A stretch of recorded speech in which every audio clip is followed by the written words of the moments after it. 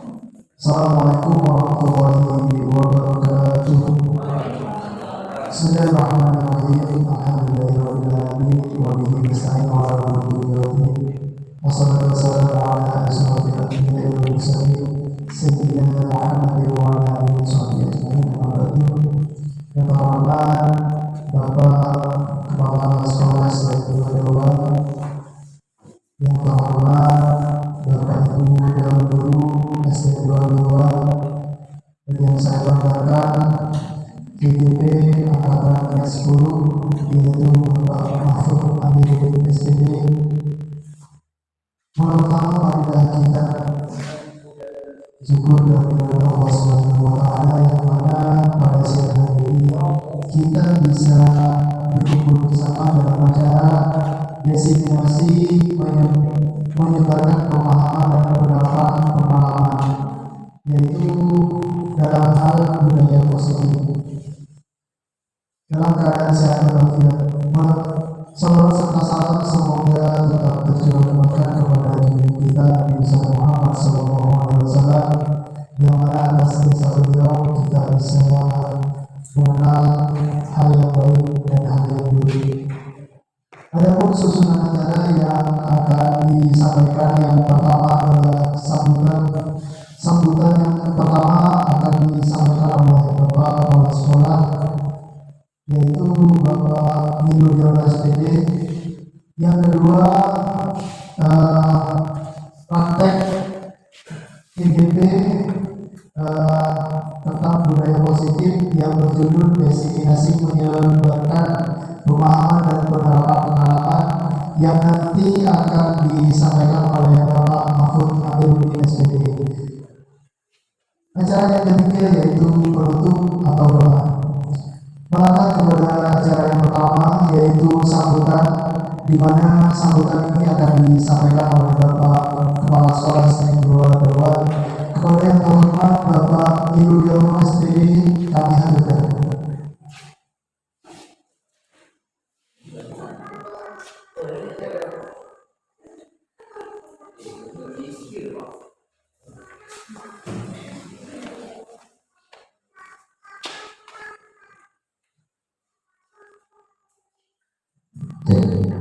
Assalamualaikum warahmatullahi wabarakatuh.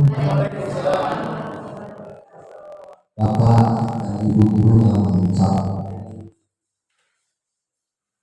terutama kepada Pak Mahfud Amiruddin sebagai calon guru bergerak. Mari kita panjatkan bersyukur kehadirat Allah Subhanahu wa Ta'ala, yang mana pada pagi hari ini kita bisa berkumpul di ini dalam keadaan sehat walafiat. Tentunya kesemuanya ini adalah merupakan barokah taufik serta hidayah dari Allah Subhanahu wa Ta'ala. Setelah berjalan, mudah-mudahan tetap tercurahkan pada junjungan kita Nabi besar Muhammad Sallallahu Alaihi Wasallam. Bahwa itu yang saya hormati, yang pertama saya ucapkan terima kasih kepada Bapak Ibu atas kesempatan waktu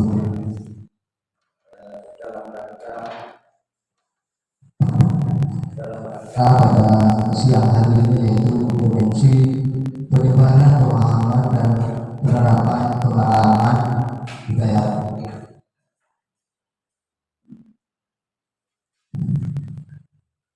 Dan yang hormati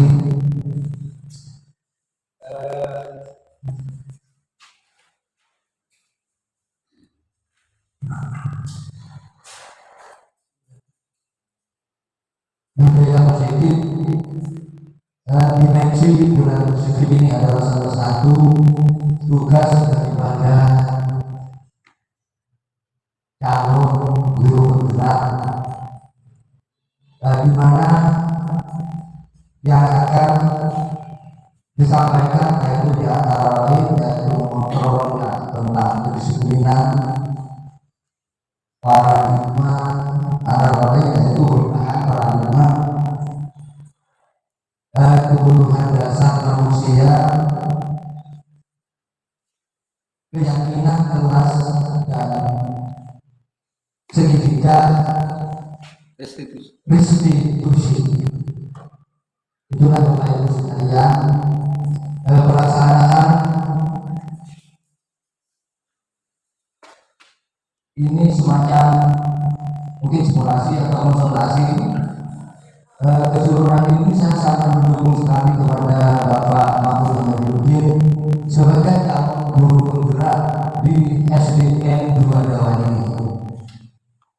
Tentunya pengalaman-pengalaman yang sudah dilaksanakan beberapa kali, yaitu yang sudah dihadiri oleh pembimbing dari Kabupaten Situbondo, sudah 2 kali pelaksanaannya. Sekarang sudah pelaksanaan, yaitu tentang budaya positif. Bapak Ibu, saya sangat mendukung sekali ini kemajuan SD kita, yaitu SDN 2 Jawa. Kedepan bagaimana mari kita dukung bersama-sama. Bapak Mahfud sebagai guru penggerak tidak menutup kemungkinan pada akhirnya walaupun karena kepala sekolah itu berangkat dari guru BP, guru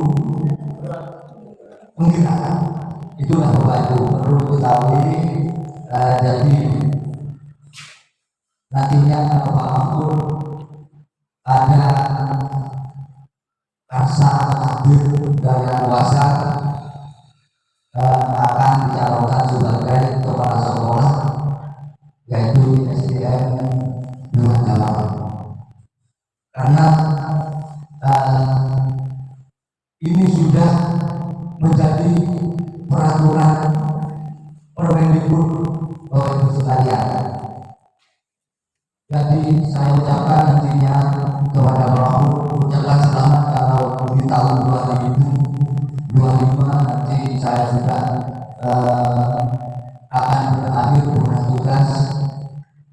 Tapi Bapak Ibu tidak untuk kemungkinan juga untuk calon kepala sekolah itu atas penunjukan juga dari kepala dinas Kabupaten Situbondo yang pertama kali, yaitu berasal dari guru penggerak yang ada di SD setempat, yaitu SD 2 Jawa. Mungkin hanya itu Bapak Ibu sekalian apa yang dapat saya sampaikan, kurang lebihnya saya mohon maaf. Assalamualaikum warahmatullahi wabarakatuh.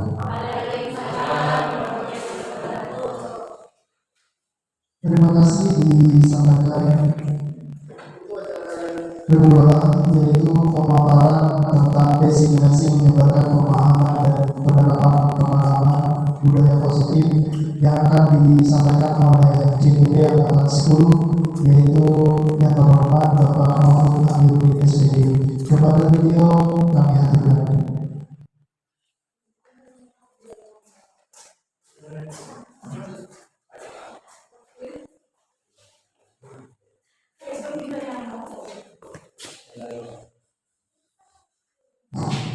Bismillahirrahmanirrahim. Assalamualaikum warahmatullahi wabarakatuh. Alhamdulillahirabbil alamin. Wassalatu wassalamu ala rasulillah Muhammad bin Abdillah. La haula wala quwwata illa billah. Wa la rabbi shrah li sadri wa yassir li amri wa hlul min lisani yafqahu qawli. Yassir wa la tu'assir wa ta'min bi khairin wa anfir bi khairin wa ma'ruf. Bapak Kepala Sekolah SDN 2 Jawa dan yang saya banggakan teman-teman guru SDN 2 Jawa. Langsung saja saya berdiri di depan karena apa? Tapi karena ini untuk memenuhi tugas saya sebagai guru penggerak.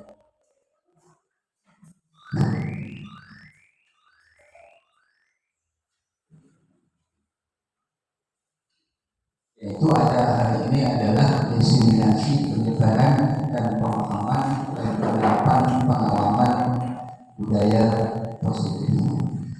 Kita tahu bahwa budaya itu adalah kebiasaan, sedangkan positif adalah hal-hal yang berkaitan dengan sesuatu yang positif. Secara diskusi budaya positif adalah merupakan perwujudan dari nilai-nilai atau keyakinan universal yang diterapkan di sekolah.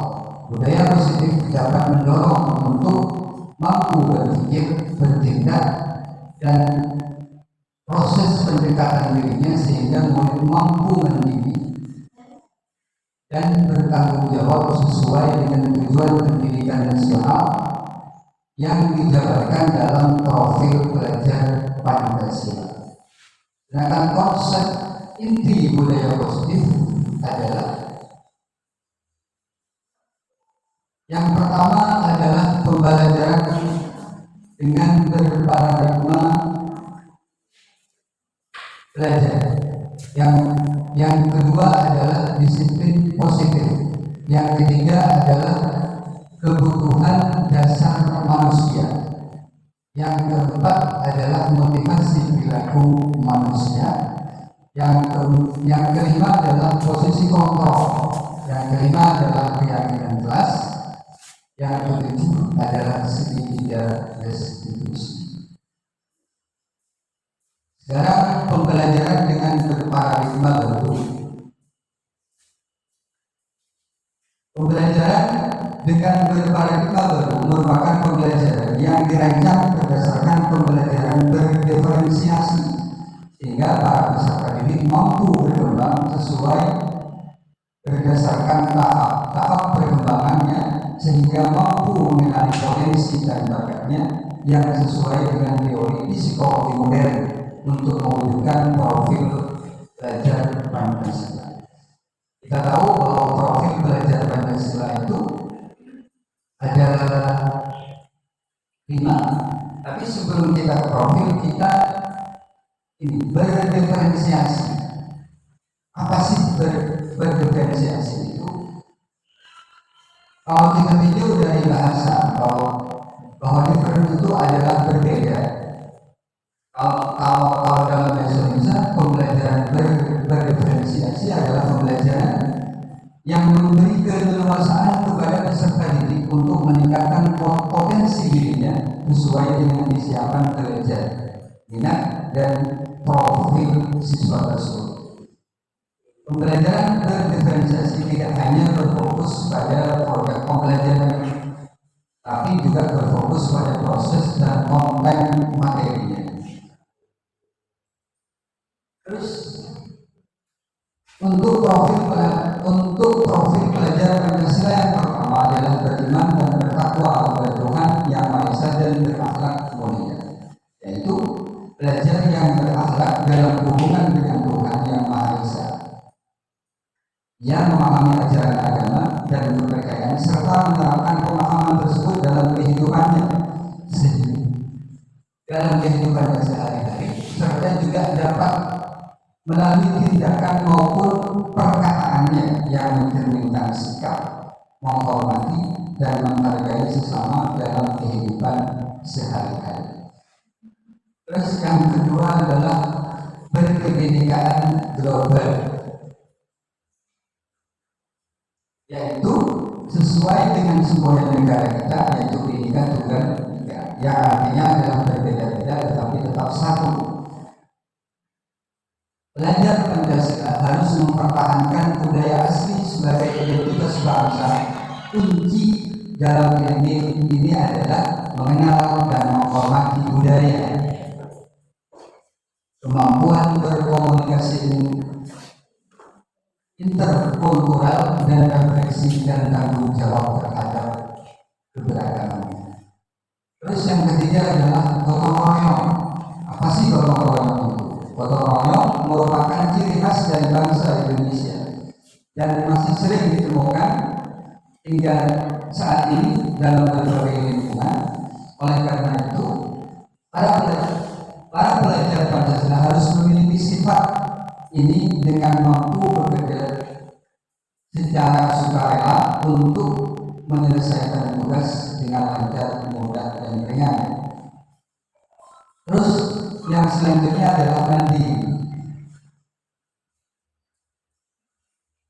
Seorang pelajar yang memiliki kemampuan untuk satu memimpin dan memotivasi diri sendiri dalam mencapai prestasi dan pengembangan diri yang baik. Yang kedua adalah mengenali kekuatan dan kelemahan mereka dan bertanggung jawab atas hasil dan proses yang mereka lakukan. Yang ketiga adalah mampu mengendalikan pikiran, perasaan dan tindakan untuk mencapai tujuan pribadi maupun secara kelompok atau bersama. Yang ketiga adalah bernalar kritis, yaitu belajar yang memiliki sikap kritis, memiliki kemampuan untuk menggunakan analisis dan evaluasi untuk memproses informasi dan mengatasi masalah. Mereka mampu memfilter informasi, mencari hubungan, menganalisis dan membuat kesimpulan berdasarkan informasi tersebut. Yang selanjutnya adalah kreatif.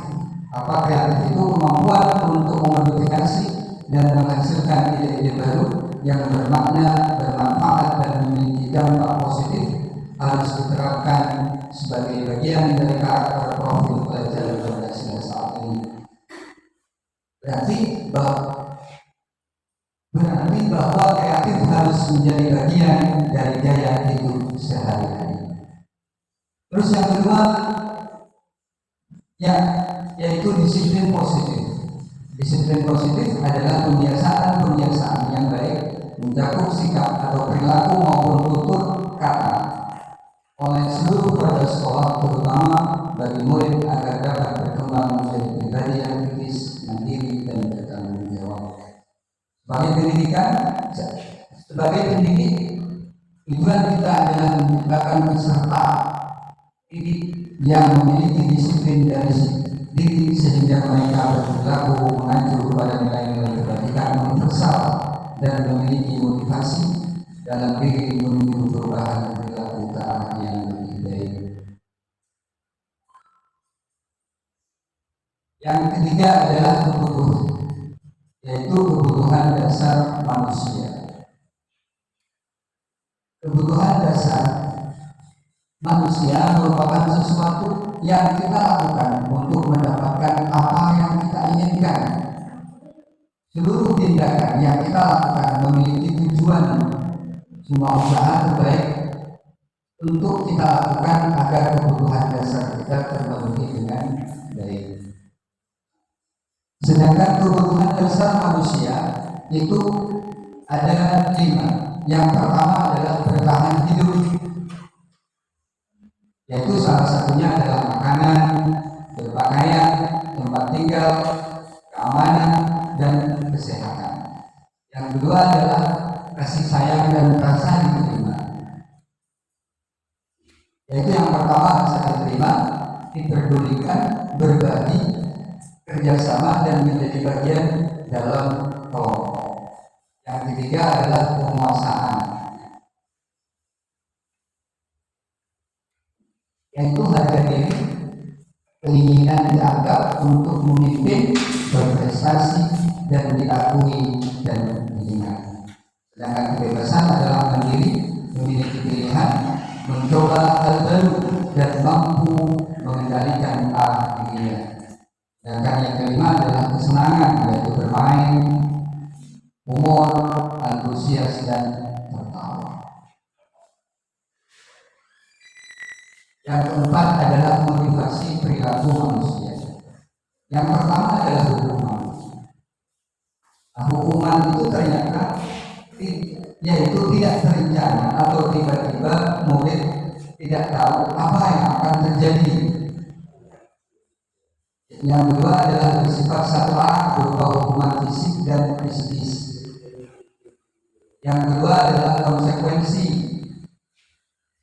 Jadi yang pertama adalah terencana, disepakati sesuai peraturan.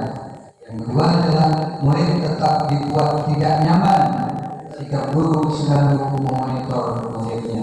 Yang ketiga adalah resolusi. Apa resolusi itu? Yaitu proses menciptakan kondisi bagi murid untuk memperbaiki kesalahannya yang mengajarkan murid untuk berkolaborasi untuk mencari solusi sendiri. Yang kelima adalah posisi kontrol. Posisi kontrol kita sebagai seorang guru yang pertama adalah penghukum, yang kedua adalah membuat merasa bersalah, yang ketiga adalah murid itu kita anggap sebagai teman, yang keempat murid itu kita anggap sebagai pemantau, yang kelima sebagai manajer.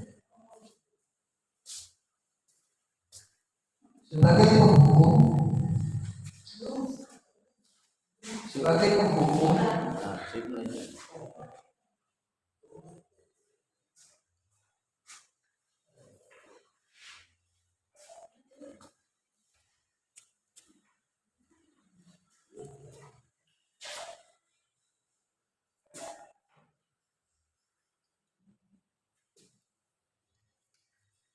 itu salah satu contohnya adalah murid kalau terlambat biasanya kita hukum, ya kan? Para pengunjung telat. Terus yang kedua adalah merasa bersalah. Ini contohnya, Adi, kamu ini bagaimana? Kamu sudah berjanji dengan ibu tidak akan terlambat lagi. Kamu kenapa? Ya, senang sekali mengecewakan ibu. Ibu benar-benar kecewa sekali. Bagaimana perasaan murid bila ditegur cara itu?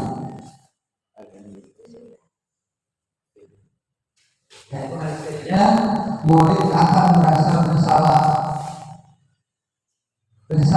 telah mengecewakan ibu atau bapak gurunya. Murid akan merasa menjadi orang yang gagal dan tidak sanggup membahagiakan orang lain. Yang ketiga adalah sebagai teman.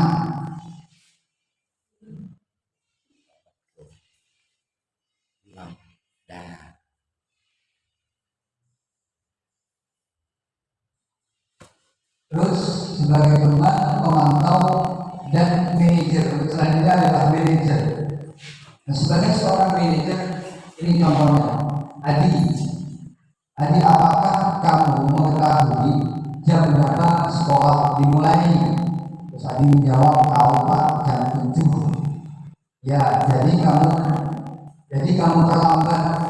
Kira-kira bagaimana kamu akan memperbaiki masalah ini? Adi menjawab, saya bisa menanyakan teman saya Pak untuk mengejar tugas yang tertinggal. Baik, itu bisa dilakukan. Apakah besok akan ada masalah untuk kamu agar bisa hadir tepat waktu sekolah? Adi menjawab, tidak Pak, saya bisa hadir tepat waktu. Baik, saya hargai usahamu untuk memperbaiki diri. Bagaimana perasaan murid diperlakukan seperti itu?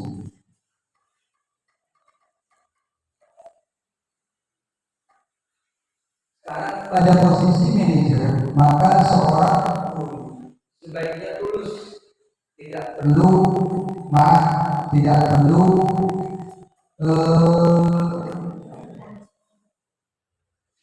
meninggikan suara, apalagi menunjuk jari ke murid, berkata pinggang atau bersikap seolah-olah menyesal, tampak sedih sekali akan perbuatan murid ataupun bersedang gurau, menempatkan diri sebagai teman murid. Fokus ada pada murid bukan untuk membahagiakan guru atau orang tua. Murid sudah mengetahui adanya suatu masalah dan sesuatu perlu terjadi. Bila guru mengambil posisi pemantau, guru akan melihat apa konsekuensinya, apa peraturannya. Namun pada posisi manajer, guru akan mengembalikan tanggung jawab pada murid untuk mencari jalan keluar permasalahan, tentu dengan bimbingan guru. Nah, sekarang contoh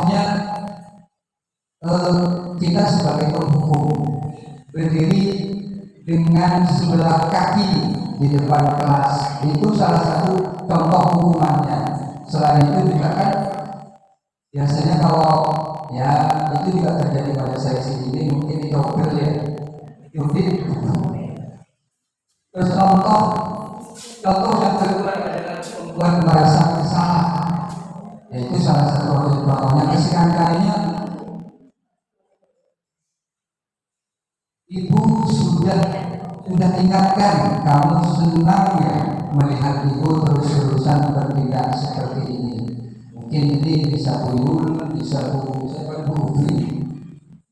Terus contoh kita sebagai seorang teman, yaitu ayo dong kamu kerjakan tugasnya. Nanti kalau sudah selesai kita main game. Ini juga tidak baik. Terus yang selanjutnya adalah contoh sebagai pemantau. Kamu sudah melakukan kesalahan dan sudah mengetahui konsekuensinya. Sekarang selesaikan dan segera kumpulkan. Sedangkan sebagai posisi kontrol, sebagai manajer, yaitu apakah kamu tahu kesalahannya? Terus keyakinan sekolah apa yang kamu langgar dan apa yang akan kamu lakukan untuk menyelesaikannya? Itu salah satu, itu contohnya. Sekarang posisi kontrol apakah aku? Saya kecewa sekali dengan kamu. Itu apa? Yaitu membuat merasa bersalah. Yang kedua, kamu tidak pernah benar melakukannya. Sekarang keliling lapangan 3 kali. Ini apa? Penghukum.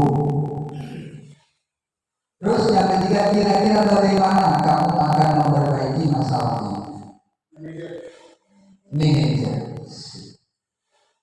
Yang ketiga adalah ayo lakukan demi Bapak dan Ibu. Teman, ini sebagai teman. Terus yang selanjutnya, kamu terlambat 15 menit. Apakah kamu sudah mengerti konsekuensi yang dilakukan bila terlambat? Ini adalah pemantau. Yang keenam adalah keyakinan kelas.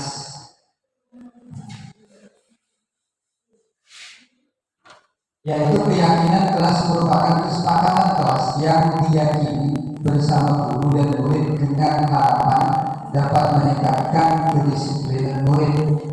Keyakinan kelas merupakan pernyataan universal dibuat dalam bentuk positif dan bersifat abstrak. Keyakinan kelas hendaknya tidak terlalu banyak sehingga mudah diingat dan dipahami semua warga kelas. Semua warga kelas ikut berkontribusi dalam penguatan keyakinan kelas lewat kegiatan penguatan pendapat. Yang ketiga, yang selanjutnya adalah yang kedua, yaitu segitiga restitusi. Segitiga restitusi adalah sesuatu proses dialog yang dijalankan guru atau orang tua agar dapat menghasilkan murid yang mandiri dan bertanggung jawab. Segitiga restitusi membantu murid untuk memiliki tujuan, disiplin positif, dan memperbaiki dirinya setelah berbuat salah. Terus restitusi bukan untuk menebus kesalahan, namun untuk belajar dari kesalahan. Ini bagian daripada segitiga restitusi. Kalimat biasanya yang kita lakukan untuk menstabilkan identitas, yaitu yang pertama, berbuat salah itu manusiawi. Tidak ada manusia yang sempurna. Bapak Ibu juga pernah melakukan kesalahan seperti itu. Bapak Ibu tidak tertarik mencari siapa yang salah, tapi Bapak Ibu ingin mencari solusi dari permasalahan ini. Kamu berhak merasa begitu. Terus validasi tindakan yang salah. Kata-kata yang biasa kita lakukan yang pertama adalah kamu pasti punya alasan mengapa melakukan hal itu. Yang kedua adalah padahal kamu bisa melakukan yang lebih buruk dari ini ya. Kamu patut bangga pada dirimu sendiri karena kamu melindungi sesuatu yang penting buatmu. Terus yang ketiga adalah menanyakan keyakinan. Biasanya kata yang kita lakukan adalah apa keyakinan kelas kita. Ya kan ada kedisiplinan dan yang lainnya. Terus yang juga nilai-nilai apa yang kita telah sepakati. Terus selanjutnya seperti apa gambaran kelas yang ideal menurut kamu. Terus yang selanjutnya kamu mau menjadi orang seperti apa. Mungkin hanya sekian. Assalamualaikum warahmatullahi wabarakatuh.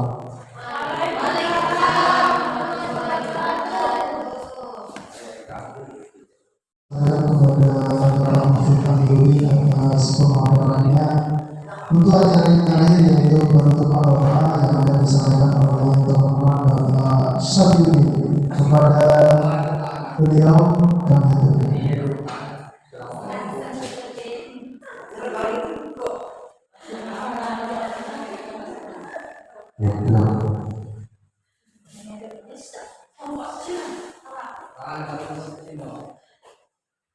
Assalamualaikum warahmatullahi wabarakatuh. Marilah kita bersama berdoa semoga Bapak Mansur selaku calon guru penggerak mudah-mudahan ilmunya menjadi ilmu yang barokah dan bermanfaat.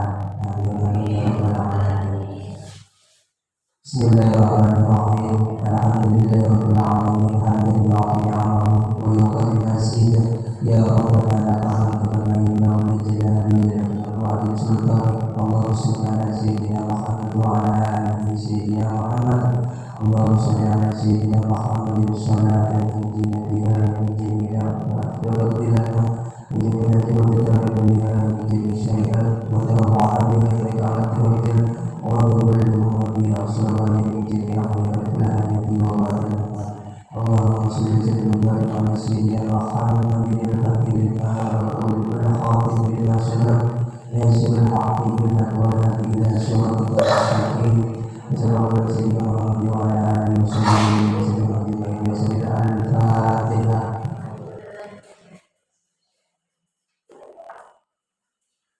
Demikianlah acara dari dari saya selaku pengacara yang akan ada tutup yang kurang berkenan. Saya ucapkan mohon maaf yang sebesar-besarnya. Saya ini wabillahi taufiq wal hidayah wa billahi.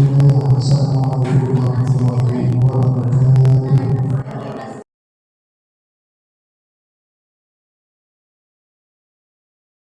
Bisa saya dengar dari temannya katanya bisa marah-marah. Kenapa? Karena ada teman yang menurut Bisa keyakinan kelas apa yang sudah bisa langgar sampai marah-marah sampai berat hujan. Kenapa? Apa? Keyakinan apa yang sudah bisa langgar?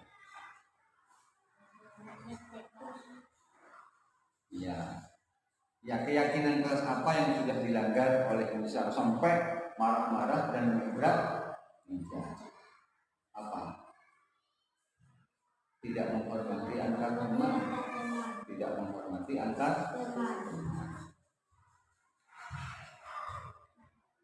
dan wajarlah kalau saya jadi Bisa mungkin saya juga akan seperti itu. Sekarang coba dipikirkan untuk ke depan biar kita tetap enak dengan iman. Keyakinan apa yang akan bisa lakukan agar kita tetap kondusif, menghormati antar teman, terus akan lebih sabar lagi kalau ada temannya yang nyontek, lebih sabar dan nanti akan melaporkan kepada Pak Guru.